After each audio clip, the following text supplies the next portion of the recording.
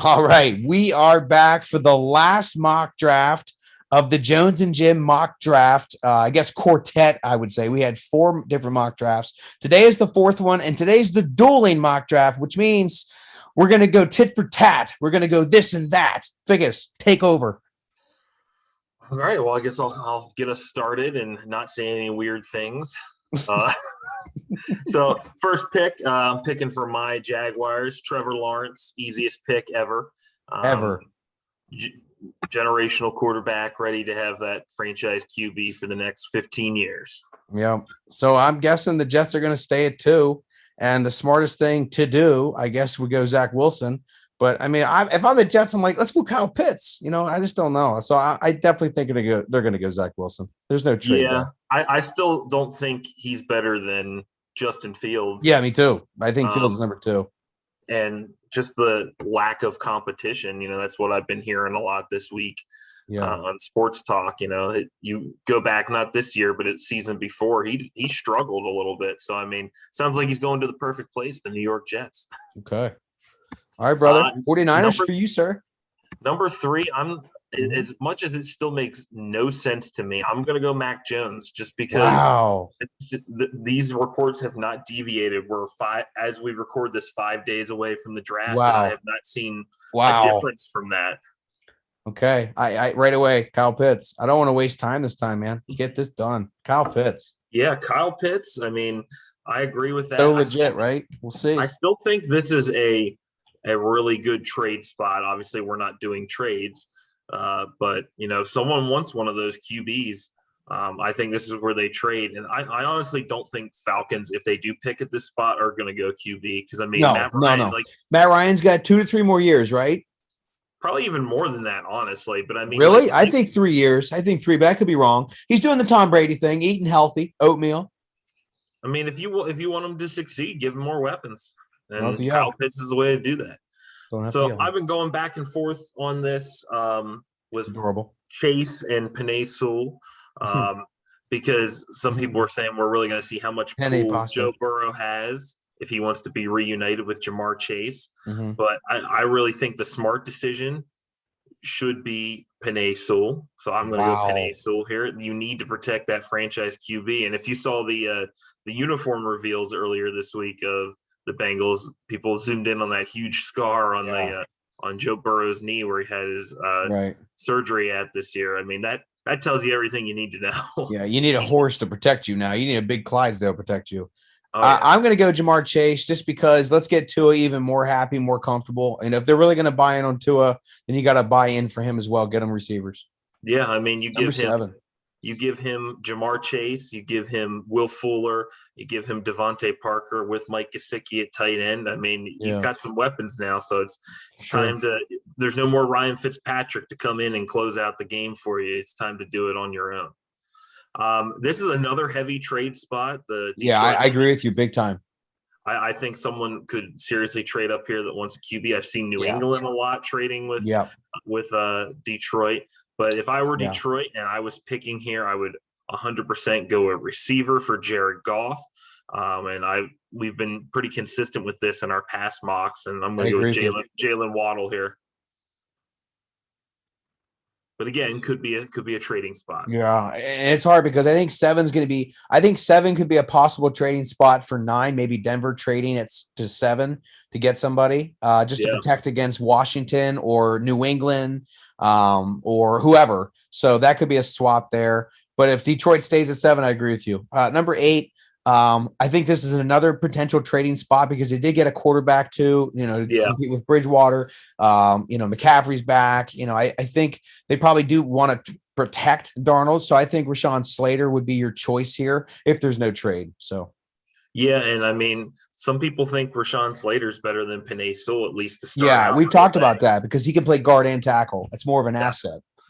Yeah, so I think that's a good pick right there. So there was some news this past week with the Broncos. They say they like Drew Lock, but if the opportunity presents itself, they could grab a quarterback. But are they going to go with the top defensive player too. I mean, a Vic Fangio defense could definitely use a linebacker like Micah Parsons or a corner like Patrick Surtain. I'm going to say that Vic. I'm going to say that Vic Fangio, he doesn't want to bring another rookie in where he may not see it out if it doesn't go well. I think he wants to stick with Drew Lock. They got all the weapons for him. I agree with you. Coming back. I agree.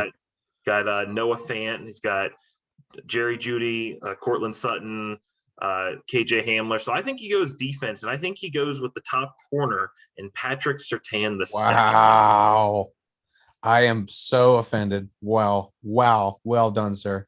And that pisses off the Cowboys too, because that's okay. So if this happens, buddy, I guarantee 15 swaps of 10 or 19 swaps of 10. Yeah, because they need to get a quarterback now, because you now have two phenomenal quarterbacks. I think more proven is Fields. We don't know about Lance. He's played against Division I AA talent. Who are you? If anything, you have two first names. How can I ever trust that and trust you? So that's a problem for me. Trey Lance, don't like it.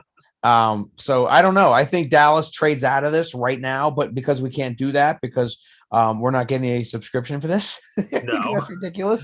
That too. So ridiculous. I think because of this, Dallas says, all right, you can have Surtain. We're going to get JC Horn because that's what we're going to do, because JC Horn, I think, is just as good. So no, I do too. And he's a physical corner, and I think he's going to have a good career. Two legacy players back to back at corner. Right. So the New York Giants here, they could use a receiver. Look at the quarterback still left, dude. Look at the quarterback still left. I know, it's unreal. Now I'm scared right now. You and me talked earlier this week. I think it was today actually it was yesterday about. Do the Giants want to move on from Daniel Jones? Absolutely not. They're still in on him, obviously.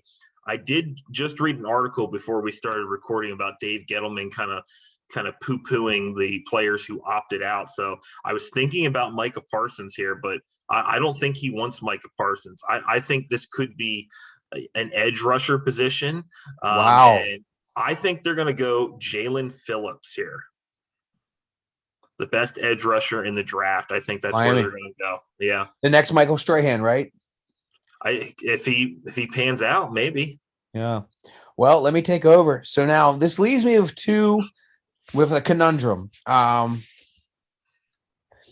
a perfect world, I would love if we had the 12th pick and like the 17th pick, so we could get either a receiver right now or a linebacker, and then we could get like Elijah Vera Tucker for interior lineman. I'd love if we could do that. That's not going to happen, so I got to stop thinking that. I don't know how Micah Parsons is going to be. Is he going to grow up? We know character issues. Is he going to be a problem off the field? Philly's a wild city. I'm just saying, I don't know what could happen. Is he going to grow up? And it's going to be close to home, too. So or would you have a nice, soft-spoken Heisman Trophy winner that could pan out to be a Marvin Harrison? His body kind of looks like Chad Ochocinco a little bit. If you ever look, or at Chad Johnson, if you ever look at Devonta Smith, he looks like a little bit undersized Chad Johnson. And look what happened to him. Okay, he flourished just like Marvin Harrison. I want Devonta Smith because he seems like a leader. Devonta Smith's a quiet leader. He's been compared to Isaac Bruce too, which I mean, he was great for Buffalo Bills. Yeah. Who are you taking for 13, buddy? 13. I think this is who we went with last time. I'm going to go with Christian Darrisaw, left tackle, protect Justin Herbert there. Yeah. Number 14. I've seen this so many times, and I think this is something where they really have to protect Kirk Cousins because it seems like they have the receivers now. Hopefully a recovered Adam Thielen. He seems like he gets hurt all the time. But because of this, they have the best interior defense or interior offensive lineman with Elijah Vera Tucker. I like that pick. And now Bill Belichick is ready to kiss both of us. I mean, if this really happened, which with no trades. This would have. I think we have a great mock draft, buddy, right now. If this was no trades. If there was no trades. We're almost halfway there, dude. Proud of you. I think we could see potentially 2, maybe 3 trades in the first round. I think we've seen 3. a couple trades. I think we on draft night. I mean, we've seen how many 3 trades already. No, I'm saying only Thursday night trades. Only Thursday night. Yeah, that's what I mean. I say 3. Over under 3 or 2. I'm gonna. Were you setting it at 2.5 then? 2.5, yeah. I go under. Wow. I say 2. I say 3. I'll take the over. Okay, we'll see on draft night, buddy. A burger and an adult bevy. Oh my. I think if Bill Belichick has his choice between the two, I mean, I don't know why you wouldn't go Justin Fields. And I mean, have him learn from Cam Newton, because Cam Newton's still there. I mean, I think that's a great spot for him. Yeah. And I think Cliff Kingsbury wants to thank both of us for him being able to draft Micah Parsons with this pick. That's a no-brainer. Yeah. That could happen, dude. He could drop this far. The kid from Temple didn't pan out for them the night we were there for the draft. He didn't pan out. Maybe we'll get someone closer.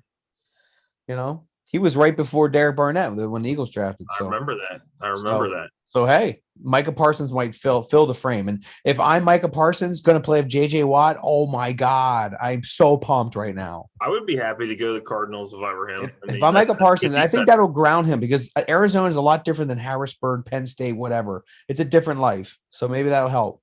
And, I mean, if Micah Parsons is there, I think that's a great pick. But also, they lost Patrick Peter. They don't really have any corners, so maybe they think there's enough depth they could go get a good corner in the second round. Because there's questions about Caleb Farley, but I think he's going to go first round now. He's starting to climb back up draft boards, even on this predictive board here that they have for the Draft Network. So for the Las Vegas Raiders, they need help at a couple places, but I keep seeing linebacker as one. I keep seeing offensive line as one. So really, I think it comes down to either Tevin Jenkins or Jeremiah Owusu-Koramoah for Notre Dame. So I keep seeing both of those. But honestly, I think they want to kind of protect Derek Carr a little bit more, get that running game going. So Tevin Jenkins, I think, would be a good pick there. I agree, buddy. Yeah, I certainly agree. With the Dolphins here, I think they are absolutely thrilled because I think they can get the guy Kwity Paye because I think that's a little bit higher need than everything else. So I think, bring them down from a cold area climate like Michigan and, let's make Michigan stay up there and bring down some, Yeah, I mean, Kwity Paye is a great pick there, edge rusher, especially if Jalen Phillips is gone. If Jalen Phillips is still there, do you think they go him instead? Yeah, for sure. Yeah. You got Trey Lance right now still available at 19 without trades. Weird. Yeah, I mean, without trades, Washington football team 100% will go with Trey Lance. If he is still there, there's no way they are passing up on him. But Chicago Bears are like, Chicago's so mad right now. Oh, Chicago would not let that happen. That's why that would be a trade for sure somewhere. Chicago's like, come on, Dusty. So I think Chicago goes receiver here because we don't know what's going to happen with the franchise tag, Mr. Robinson. Here's to you. And I think the guy who I like the most is Terrace Marshall Jr. Over Bateman. So I would go there. Yeah, his stock has definitely risen over. I think he's a better player. I think he's an AJ Brown type player. That's what I like. Yeah, for sure. So for the Indianapolis Colts, I think if Caleb Farley is here, this is who they go with. I mean, I think they feel good with the diagnosis, and I mean, not every team's going to feel that way, but I think that's a good pick for them for sure. I see Mike Vrabel sprinting to Roger Goodell to give him an open mouth kiss to draft Rashad Bateman, so they protect from losing Corey Davis. Yeah, I mean, have him on the other side of AJ Brown. That's a pretty nice duo there for Ryan Tannehill. And I know Salah looks at Mr. Northwestern right now. Tell me I'm wrong. I mean, this is kind of where we've gone a couple times here. And they honestly, could they use an edge too with the guy from Georgia? But that's a really good player, dude. I know. I think you're right though. I think Greg Newsome goes here. That's a really good player though, still available. Yeah. Holy moly. So I think the Steelers need to be honest with themselves. If they don't do this, they're not going to get this person unless they trade up. But we're not doing trades. Cornerback. There's so many cornerbacks left, I think, in the draft. And you can flourish, but there's not many running backs. There's like 2 or 3, maybe 4. And I think Alex Leatherwood's not the guy you're going to want to invest in the first round because I've seen him at second round too. Yeah. I haven't seen Najee Harris one time in the second round. And if I'm wrong, then whatever. But I that's the guarantee in my opinion. I mean, it seems like a good fit. I know that they need help on the offensive line. So I know, could but they they're not go going to a get line Najee there? Harris. No, they're definitely not going to get Najee Harris in the second round. Where they pick, unless they trade, they're definitely not. So My belief is the first 3 rounds tackles are really tough. They can get someone else. No, it's true. I mean, there's pretty good depth at the offensive tackle position, for sure. I Yeah. agree with you on that. So for the Jags here, I have been going with Trayvon Moehrig for a while now. But, Jaguars Twitter, a lot of people, really believe that Christian Barmore is going to be the pick here. And I mean, I see more tape on him. He is definitely the top defensive tackle, true defensive tackle that can be a 3-down guy. Yeah. And I mean, he eats up the middle. That would be great. So Okay. I mean, as much as it's not what I've wanted, I'm not going to be upset with it because, I mean, thank you Rams and Jalen Ramsey for our second first-round pick. Cleveland Browns sprinting to Roger Goodell, Azeez Ojulari. Thank you and goodbye. Yeah, that's just more power there on the edge there for them for sure. Now, what about the whole trade with Orlando Brown? How is this going to affect your pick?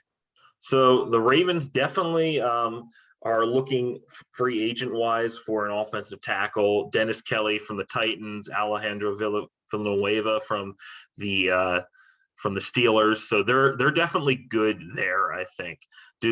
I think it's a little early for Joe Tryon. I don't know why he's so high on this board. I haven't seen him in the first round anywhere. Try hard. I don't think they need an offensive tackle. I think Trayvon. I think that's what I was going to say. Trayvon Moehrig for a safety. That guy's an animal. He's going to be really good because I think they value getting him before any of these other receivers because there's tons of good receivers that I think they're going to go with at 31. Right. So with this now, this is difficult for me because I'm not sure where I want to go with this, but I keep saying I keep thinking Kadarius Toney because he's from down there, he's nearby. I keep thinking Toney, but then I also think Elijah Moore, who's so good too. I like Elijah Moore as well, but I also think Jason Owe could do really well there too. Yeah. So I think we're going to need more help for these new quarterbacks, Taysom Hill, et cetera. I don't like any of those. I never have. And the receiver that I like the most is probably Kadarius Toney. So I'm going to go Toney for that one. He's kind of a gadget, do it all. Right. And they could use that. Yeah. I mean, Michael Thomas anything to help out that offense. Imagine having Taysom Hill under center and then your two running backs are Kadarius Toney and Alvin Kamara, because Kadarius Toney can line up in the backfield, kind of like what Laviska Shenault has done for the Jags. Right.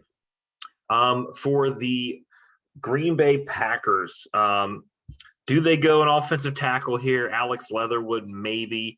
I think they kind of look at receiver as well, and if they're able to get Elijah Moore, I say they go Elijah Moore here. Yeah, I agree. I agree 1,000%, buddy. I agree 1,000%. With this one here, like this is where I think Buffalo goes Jason Owe.